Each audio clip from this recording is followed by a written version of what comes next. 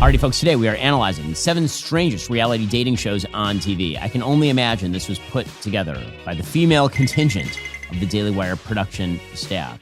Savvy, intern Sarah, and Jess has returned, and legitimately within her first week has now shifted the entire focus of this company to things like this. Apparently they're going to show me clips from these reality dating shows, and I'm going to want to hang myself, and that's how this is going to go. So here we go.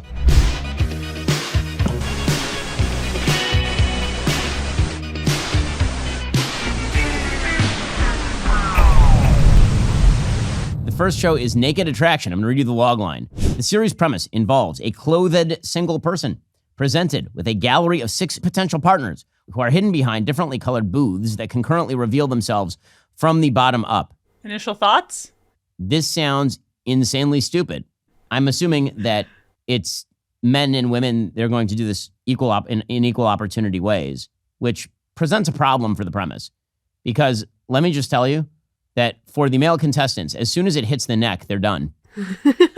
And for the female contestants, if they started at the top and ended at the neck, then they would also be done. Especially the kind of people going on the show. Yes. Now, I just have a question. Do they have to pick before the face is revealed? No. So there's no risk at all. After the face is revealed, then they do a prompt of them speaking, or they'll have them do a little dance in a costume or something of what that person's fetish is, I guess.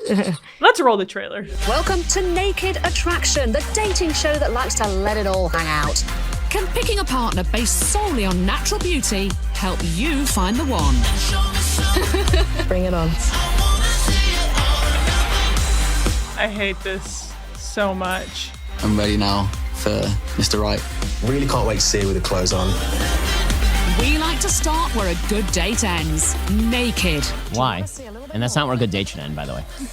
A good date should end with a marriage proposal. So, you know what you could do? You could just, not do the gradual reveal because no one wants to hear the conversation.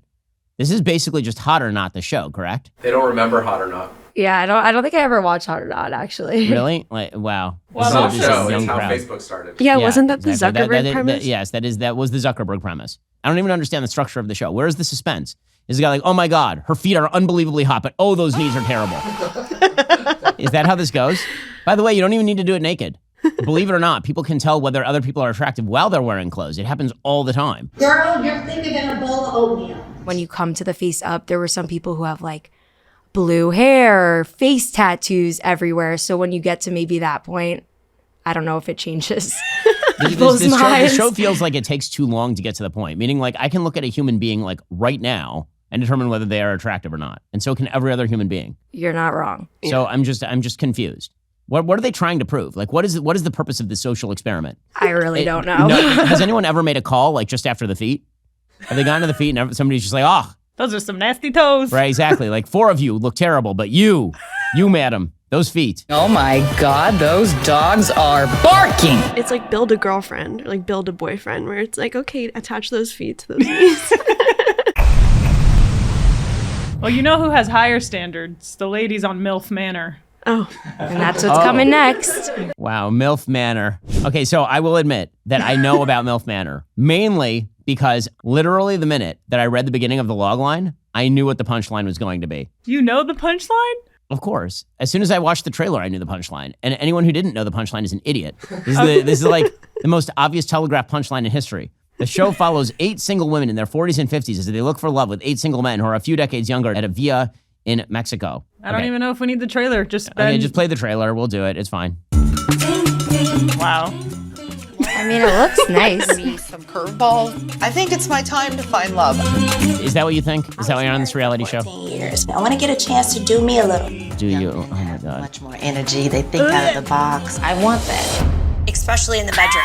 Ladies, where's all the men at? Okay, you can know exactly. Again, as soon as we got to this part of the trailer originally, I know exactly where it's going. I'm just looking to have fun. This is disgusting. Here we go. What the hell?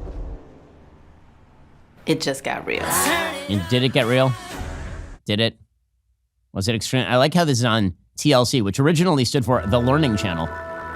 Thought it was tender love and care. What did you learn from this? I'm just going to point out that it was obvious what the punchline. Should I just tell you what the punchline was? The punchline was going to be that the dudes are each other's sons, correct? Like that was clearly going to be. Come on, Ben. We were all so shocked yesterday researching this. Why were you shocked by that? It's, like that's the most obvious punchline in the world. Like that is a super obvious. Like again, in the pitch room, the only way that pitch gets approved is if the men are the sons of the women, because otherwise there's no weird interpersonal dynamic. It's just a bunch of young men hitting on old women who can't have babies. Here's another one for you, Ben. Temptation Island. Oh, an island of temptation. Yes. The plane. Okay, not that one. Okay. Show that tests the strength of couples' relationships by placing them in a tropical setting with attractive singles. The show is a social experiment where couples live apart in separate houses with the singles to see if they are more compatible with someone else. So first of all, if you are a lady and you go on the show with your boyfriend, you certainly want out. 100%. I mean, you must. I mean, that is why you are there. You are not there because you are desperate to see how loyal your boyfriend's going to be. Mm-hmm. That you are there because you are there to get rid of this dude, to shake this dude off. So what the dark or horrible part about this show is that while the couples are at separate houses, they'll randomly do these meetings and they'll show videos of what their girlfriend or boyfriend are doing. So this is after he watched a video of his girlfriend in bed with another guy. I've realized my self-worth. I know that I am stronger than I've ever been in my life. I'm not a scared little girl anymore. Baby, I want you to be my baby. I've got a really, really big question for you. I can't live with myself if I don't ask. No.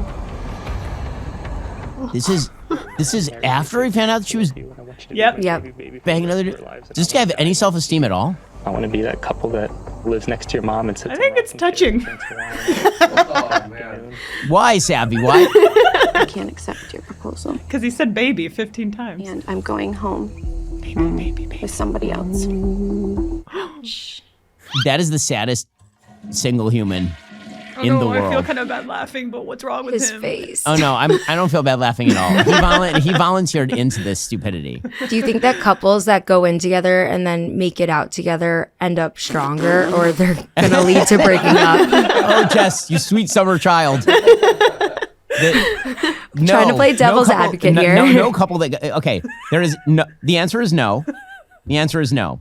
And let me explain to you why it's no. The reason the answer is no, because any man who puts himself in a position to be tempted by other women is not doing something good for the woman. And any woman who puts herself in a position to cheat with other men, and that's the entire premise of this entire scenario, is not doing something good for the couple.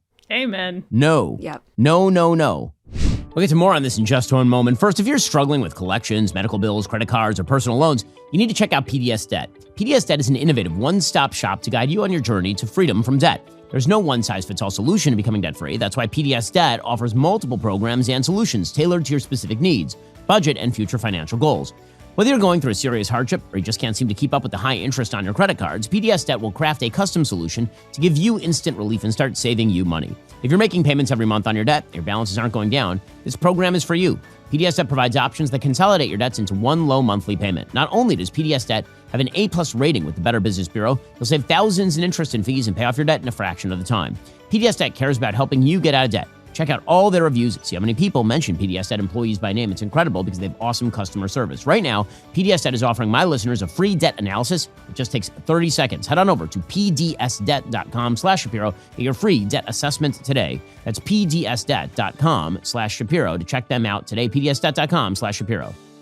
I think the next one you might like. Hoping to say goodbye to superficial dating, real-life singles sport elaborate makeup and prosthetics to put true blind date chemistry to the test. Play that trailer. Welcome to the weirdest blind. And what are you looking for in that life partner?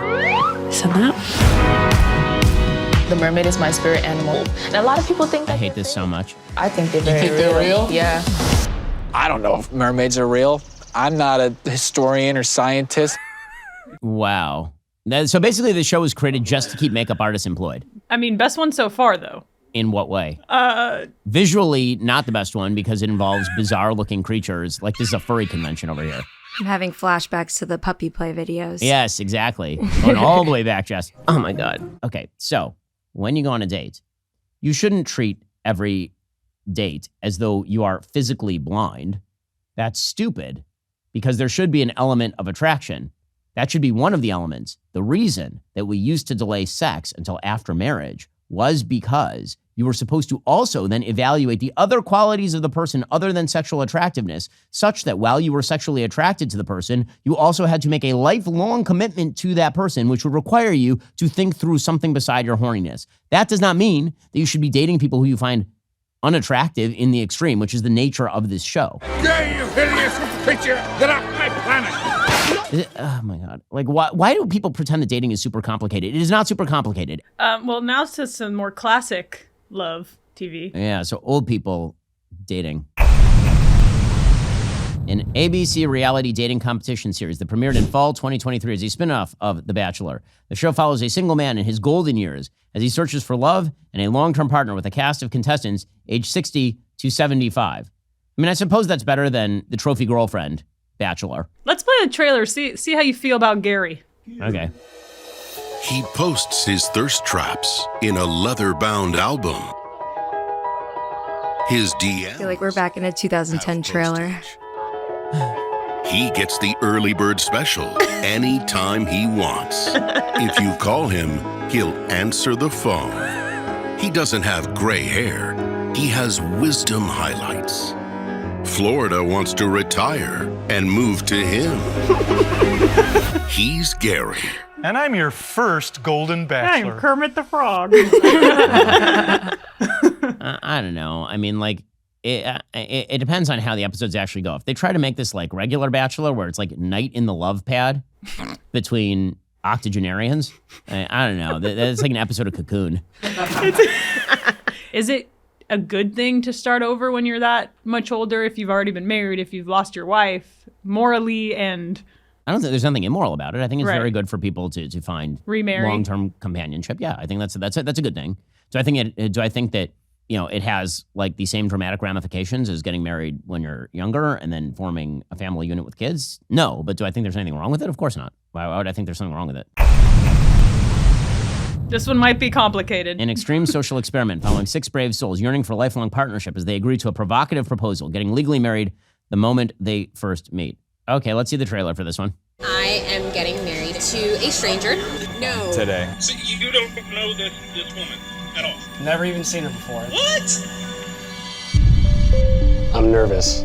Well, yeah. I'm getting shaky. Everything is rushing at me and I just feel overwhelmed. I am getting married to a stranger. I have no idea what she looks like. I feel very nervous, but I am tired of being single and I would really love to share my life with someone. So I'll trust a producer. I have questions. I have many questions. So number one, I know we're supposed to feel like this is like a big important thing with impact, but in an era of no-fault divorce where you can literally just get a quickie divorce 5 seconds after you marry the person, I'm not sure what the risk factor is. Yeah. Right? Like if you make the show in 1950, then there's some actual risk to it, right? It's like you ain't getting out absent like actual compelling reasons. Second, again, I want to know what the screening process is, because the reality is that many societies for a very long time have actually done it this way, but typically it's the parents who are doing the pre-screening. Here, they check financial and criminal background history and STDs. The most important thing. Yes. Yes. But no values check. No. Fiddler on the Roof is basically about this, right? Fiddler on the Roof is about the differing views of dating and marriage that happen over the course of Tevye's lifetime. And the most moving song in the show is a song where Tevye is singing to Goldie, his wife, and he says, "Do you love me?" Do I what? Because they never dated or anything. They literally met each other like the day that they got married.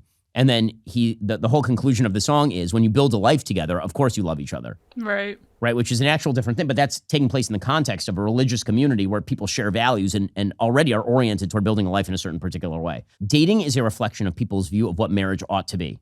And so if dating is screwed up, it is largely because people's view of marriage is wrong. If they had a proper view of marriage, then dating would be calibrated to achieve that goal. Marriage is the goal. Next we'll do Love is Blind. I thought we already did Love is Blind. Nope. No, that was Sexy Beasts. No. All right. Singles try to find a match and fall in love without ever seeing each other face to face as emotional connection attempts to conquer physical attraction. So they're in like these pods, and you spend the whole season switching out with people, correct? And like talking. It's like the first part of it. It's like certain number of weeks, and they have to propose sight unseen. So the idea is that you see each other as fiancés for the first time. Okay, which hasn't, again, no legal status. So risk factor low. Yeah, yeah. And you get to stay on the show, presumably, if you propose, whereas if you're like, no, then you're off. So yes, all the incentive structures are broken, just to point that out. I feel optimistic that my person is here. I don't really give the nice guy a try, but I really want something real. Do you? I have a daughter. Women are such suckers for this crap. I know. Close to getting married? Well, I was married. How many followers do you have on Instagram? Okay, bro. I'd go in and be like, do you listen to Ben Shapiro? Love triangle am I in? It's like a love star. So I'm confused. Do they only talk to one person or many people? You rotate, right? They talk to a few people. So it's, and then, it's blind speed dating. Yeah, exactly. Okay. And then I think at a certain point, they choose who they like enjoy talking to the most. So Right. then they don't talk to other people. And if you're a dude, you try to determine based on the voice if she's unattractive or not. Yeah, and there's been drama. Okay. So Jess, this is your moment to shine. Walk All me right, through the drama. let's do it. So the most recent season that came out, season 6, there was this contestant, Chelsea Blackwell, and then this guy, Jimmy Presnell. They're getting to know each other, and she brings up the question of like, have you ever been told that you look like a certain celebrity? She said specifically, I don't really see this, but I've been told that I look like Megan Fox. So after that, his eyes pop out of his head. The guy Jimmy, after they reveal themselves and meet each other, I don't know if he says it directly to her, but he makes a comment that she doesn't look like Megan Fox. His face is so disappointed. And he was a bit misled, he says. So basically got catfished, is what we're saying. Yes. So we could play the clip for you. Okay, let's see. Wait, she said she looked like Megan Fox. I think that the real story here is that she has a visual disability. That's like, is she actively blind? I'm legally blind. There are some pictures where they resemble each other a little. In what world, Jess? Are you blind? I'm I confused. do have glasses, so. Yeah, exactly. Like, are those Coke bottle glasses? Or like, what? In what world? What? Yeah, I can see his disappointment. You told me 1,000 things. We sort of like hit on looks, but Not for you. Yeah. Yikes. she definitely lied to me on some how she looked. Chelsea told me she looked like Megan Fox. I'm so sweaty. Come on, like I see it. At the end of the day, it doesn't really matter. I'm very attracted to her. I can work with that. Yeah, he's disappointed. He's like, I can't be that big of an a-hole on TV. Right, exactly. I can't just say, oh, God. One thing to note, they're not together anymore. No, I can't believe it. Like, again, I'm going to go with the myopia is the actual answer here. She in no way looks like Megan Fox. Who told her she looks like Megan Fox? Was it Stevie Wonder? Her friends. What in the world? Her friends who love her. Okay, yeah, never listen to your friends, ladies. If your friends tell you look like a celebrity, you don't look like that celebrity. If a dude tells you look like a celebrity lady, that's what you look like. I've been told I look like Viola Davis. Okay, the one that I hate the most, I think, is because I find it deeply insulting on every level, is Temptation Island. Yeah. Temptation Island is deeply insulting and trash. Naked Attraction is probably second because it's just completely superfluous. The entire show is a very, very long premise that could be done in 1 second flat. Milf Manor I have a soft spot for because everyone's being tortured. Like anything that where the point is the suffering, I'm in for. Like it's a completely different type of show. It's like Joe Millionaire or something, which was my favorite reality dating show because that entire show was set up to be a giant prank and then they botched the landing, which I will never forgive the producers for. Okay, so number 3, tie between Sexy Beasts and Love is Blind, because it's the same show. Okay. Then probably Milf Manor. Then Golden Bachelor, which seems relatively inoffensive. And then Married at First Sight I find at least mildly interesting, because that's an actual kind of social experiment, I suppose. But that's, of course, because I've never seen the show. So that is my preliminary judgment, never having watched more than what you have shown me. So how much did you enjoy this video, Ben? On a scale of 1 to 10 of hotness of this video, this video is most comparable to early Kate Beckinsale. Damn. And we're done.